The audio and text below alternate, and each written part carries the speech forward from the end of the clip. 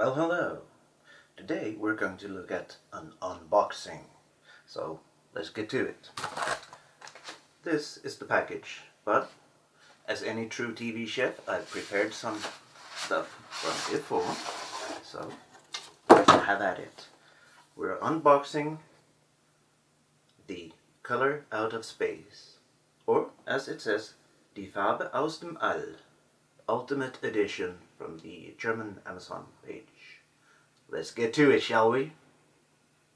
So I've gotten rid of the plastic before I started filming, and just to make sure we get everything in there.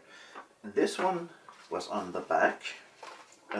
Nice colorful overlay of the contents of the film and the box itself, of course. I don't know how well you can see it there, but it's very nice set up, all in German. It's from the German Amazon, as you can probably guess by the title. And on the shrink wrap we have this colorful, nice little sticker. All in all, very nice stuff. I also brought the Color Out of Space Dark Adventure Radio Theater presentation from the H.P. Lovecraft Historical Society, for those who doesn't know, along for mere size comparison. As you can see, regular CD case, so you get an idea. This is a massive box. Massive. So,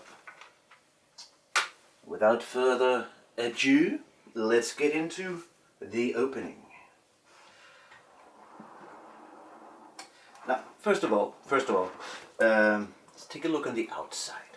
As you can see, this is, I hope you can see this, try putting some lights up. This isn't just merely painted on. This is covered in some sort of plastic, similar to the 3D effect plastics you get sometimes, where you get some image changing when you turn it. This doesn't change as such, it's the same image, but as you can see, the light is shimmering out, which is fairly well thought out, considering this is the Color Out of Space, which is color just blowing out of proportion, doing all sorts of stuff. I really like the idea. It's a nice, subtle thing, but it just adds that little extra bonus, which I really like. It's nice. On the sides here, it wraps around on the sides, still shimmering. I hope you can see this.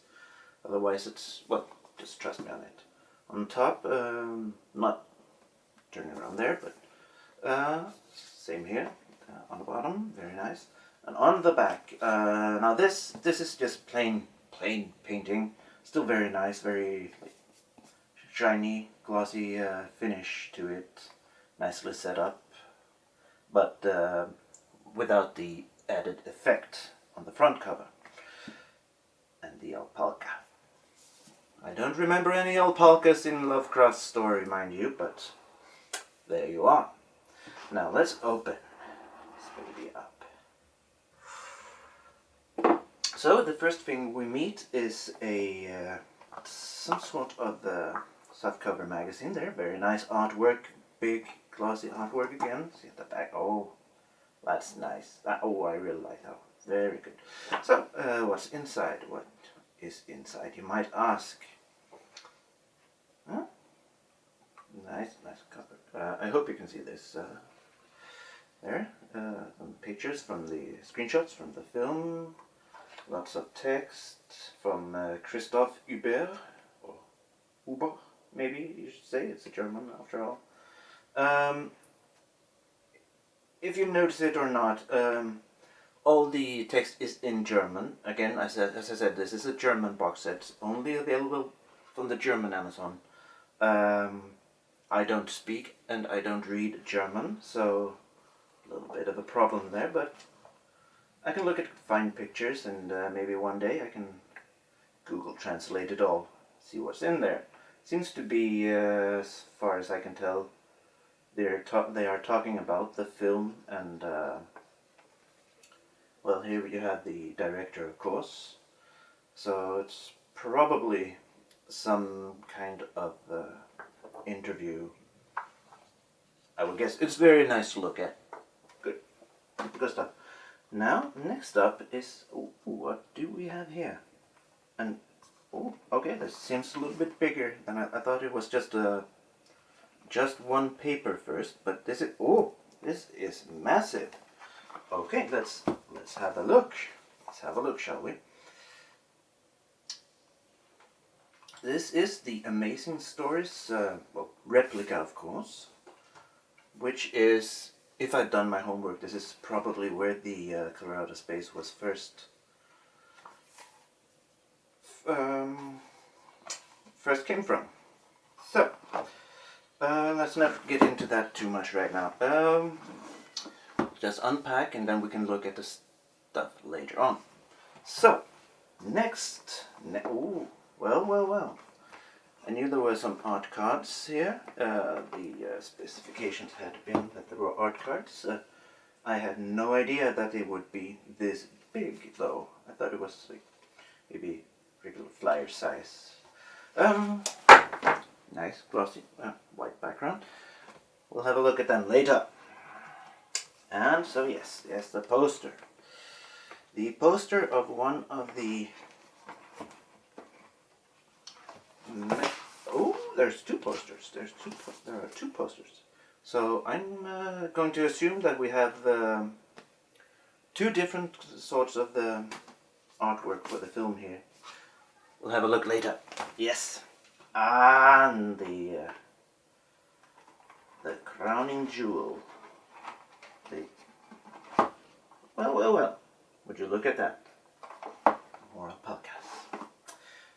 One could almost assume that they play an important part in the film. I haven't seen the film, mind you, because this only just arrived today, so we'll find out. Nice alpaca here.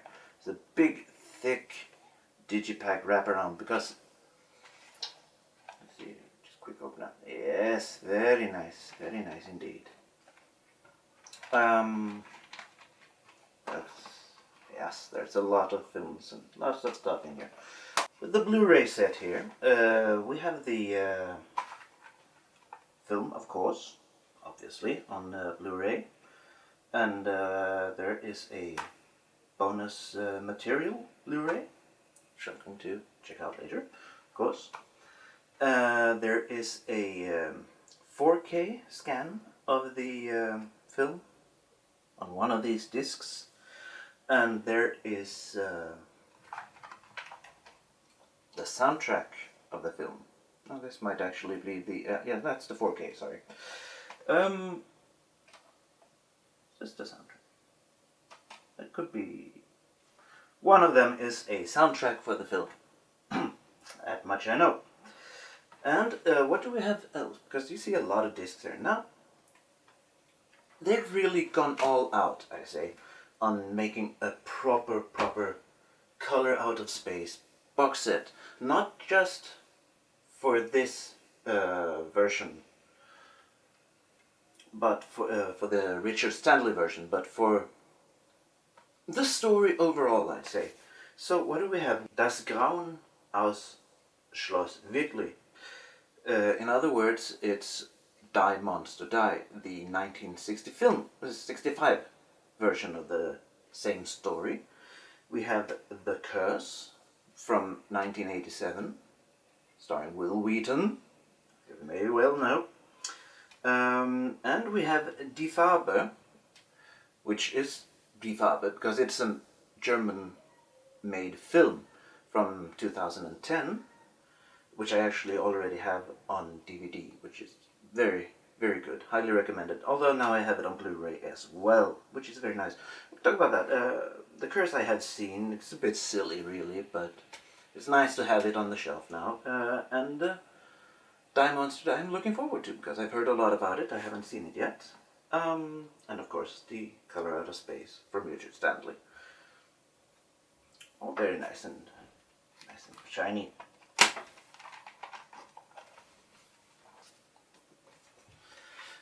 Now there were two posters here. I'm going to see if I can unpack them a bit. They might be too large for the screen to pick up, but I'll do my best. I'll move it around a bit. Now, that is. I hope this comes through properly. This is a nice big poster. It's a nice cover art. Very fitting here. It makes feel like just vast space around here, and planet or an eyeball, moon perhaps. Well, it's obviously an eyeball, but I think it's meant to represent several things, and just things pouring out. The color is pouring out, but prominent faces inside. I think it's overall a very nice artwork. Very striking. Top notch. Top notch.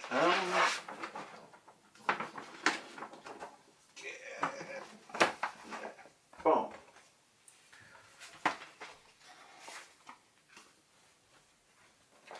And so the other poster.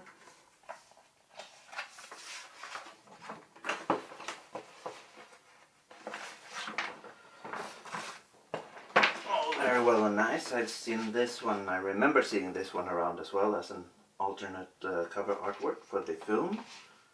I like this really well as well. I like this older type artworks where you can see it's like drawn. It's not just another photograph. I like the painted, so there's an artist behind this one. It's really, maybe it says who the artist is somewhere. I can't really pick it up right now, but nice artwork. I love it when it's hand drawn, handmade.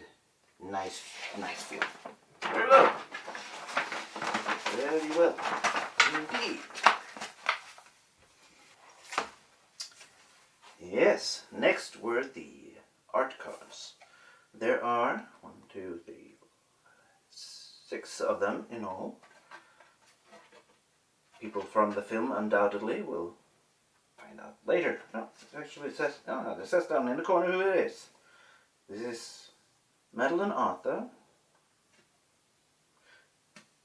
I'm guessing she's the wife of the film. Nicolas Cage, who has never let us down. Oh, no, not the beast! Not the beast! Ah! Not once has he let us down. Tommy Chong, Cheech and Chong fame. Looking very aged right now. Well, Julian Hilliard, I believe. No idea, sorry. And he's young, so you might see him more in the future. And who's this? Jolie Richardson. Oh, I forgot there's more. Brendan Mayer. No idea. Oh, all good, all good. Very nice, very nice. Yes, amazing stories. Hugo Gernsback, editor. September issue of 1 year. Now it's showing I didn't do my research properly. Otherwise I could have told you more about this. But there you are. 25 cents. Probably would go for a lot more if it was the real deal. There it says, right there. September 1927. Volume 2, number 6. Nice ads. It makes me wonder, is this a true representation of the whole issue, or have they made stuff up to fit the style? I don't know. Someone out there could write it down in the comments. What do we have here? We have more ads. Lots of ads. Amazing stuff. Content. Now this one is in English. I should stress. So this will definitely be read later on. Now there are many stories in here. Not just the Color Out of Space. We have the Malignant Flower by Anthos. Just Anthos. Then we have the Radio Ghost by Otis Adelbert Klein. I hope I'm not butchering any names. The Tide Projectile Transportation Company. That's a bit of a mouthful, isn't it? Will H. Gray. Mr. Gray. Now, I noticed a tendency for this program to get rather silly. Now, I do my best to keep things moving along, but I'm not having things getting silly. The Stone Cats by Miles J. Brewer, MD, no less. Interesting. You might have a nice medical touch on it. The Color Out of Space by H.P. Lovecraft. On page 556. Oh, okay. It's actually, apparently I don't know why, but it starts on 522. Maybe they counted pages for the whole year collectively. We don't know. The War of the Worlds, a serial in 2 parts, part 2 by H.G. Wells. Very well known. Very nice story as well. Yes, of course. We don't have the opening here, but that's a story that is easy to find. A Link to the Past, Chas G. Blandford. I wonder if that has something to do with Link and Zelda.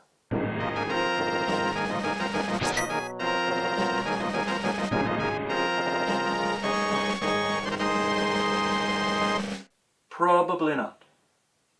I do love me some Link and Zelda though.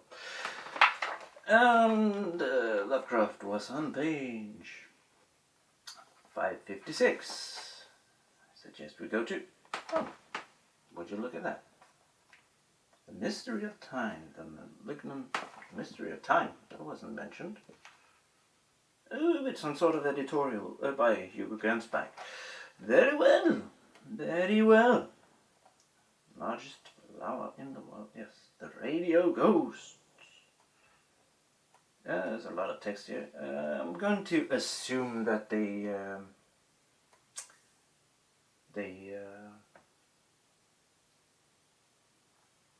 I'm just going to assume, apparently. No, I'm going to assume that they took the style from the original paper and redid it as well as possible. The Tide Projectile Transportation Company. But look at all these old-time fonts. They're very nice to look at. Very nice indeed. Nice artwork as well when it pops up once in a while. Mostly text. I'm fine with that. The Stone Cat.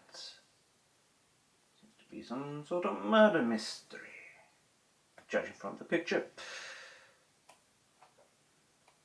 Very well. Oh, and here we are. Here we are. And in the fearsome instant of deeper darkness, the watcher saw wriggling at that treetop height 1,000 tiny points of faint and unhallowed radiance, and so on and so forth. We'll probably know the story, otherwise we wouldn't be here, would we? Very well. Very nice, very nice. Look at all those. Yes, and then we have the War of the Worlds. Quite obviously part 2. Things are breaking down. And yes. More stuff. Buried treasure. Very well. Very well. Television guide. Very nice. Yeah, the television man. Okay, I don't know. Money-making opportunities. Very nice. Job ads. You go for that kind of thing. We'll get a very nice pencil. The Barrett pen pencil. Yes. Looking at it all spread out like this, you can really appreciate the massive amount of work that's gone into this. Now, I have a few boxes of other stuff as well, and I have to say this one may not be the top box, but it ranks pretty high up there, namely. I especially love the artwork, and I keep coming back to this, but the artwork here, with the special finish on the front and just a nice glossy touch on the back, the very nice spread when you turn the Digipack case around. They have one big, nice, coherent picture that's just unfolding in front of your eyes, and the paper, the everything. What a lovely edition this is. I guess I'm off to the telly to see if the film stands up in quality to the box work. It's gonna be an interesting watch.